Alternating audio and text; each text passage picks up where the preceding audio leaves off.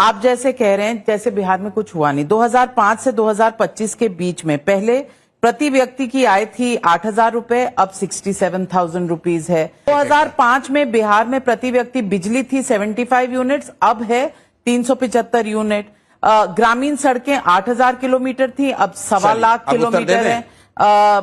Express way पहले कोई नहीं था 2005 में, अब 5 एक्सप्रेस वे निर्माण हो रहे हैं। मैं बता रहा हूं, आपने कहा प्रति व्यक्ति आय बढ़ के हो गया 66,000। आप 2005 से तुलना कर रही हैं, हम 90 से गिनवा देते हैं आपको। 90 में जब लालू जी मुख्यमंत्री बने तो बिहार में प्रति व्यक्ति आय के हिसाब से देश का सबसे गरीब और पिछड़ा राज्य था बिहार देश में। 2005 में जो आपने आंकड़े बताए, उस आंकड़े के हिसाब से देश में प्रति व्यक्ति आय के हिसाब से सबसे निचले पायदान पर था बिहार। और आज 66,000 जो आप बता रहे 67,000, अगर उस प्रति व्यक्ति आय को भी लीजिएगा तो भी देश का सबसे गरीब और पिछड़ा राज्य है बिहार। अब आप अपने आंकड़े में जरा ये बता दीजिए कि प्रति व्यक्ति आय के हिसाब से बिहार से नीचे कौन राज्य है, बता दीजिए।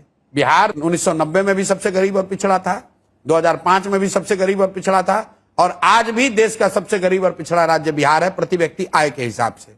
दूसरी बात पर आ जाइए, आपने कहा इलेक्ट्रिसिटी कंजम्पशन बढ़ गया।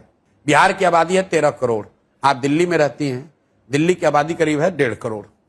1.5 करोड़ दिल्ली के लोग बिहार से करीब करीब 1.5 गुना बिजली कंज्यूम करते हैं। दिल्ली में इंडस्ट्री नहीं है, ध्यान रखिए। कोई ये कहेगा इंडस्ट्री में खपत होती है, ये खपत प्राइवेट कंजम्पशन है, ये बिजनेस फैक्ट्रियों का कंजम्पशन नहीं है, क्योंकि एनसीआर रीजन में फैक्ट्री नहीं लग सकती है।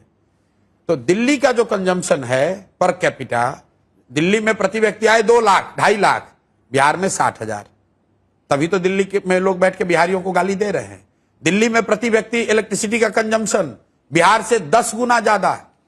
13 करोड़ लोग मिलकर उतना बिजली नहीं कंज्यूम कर रहे हैं जितना कि दिल्ली के 1.5 करोड़ जनता कर रही है।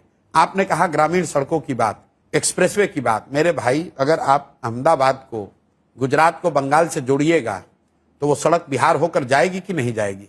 आप कोई बिहार पे एहसान कर रहे हैं? ये बिहार के लिए कोई एक्सप्रेसवे नहीं बना है। ऐसा नहीं है कि ये बिहार स्पेसिफिक घटना क्या है? बाढ़। क्या बाढ़ की समस्या बिहार की सुधरी? 1990 में भी 50% बिहार बाढ़ से प्रभावित था, 2005 में भी था और आज भी है।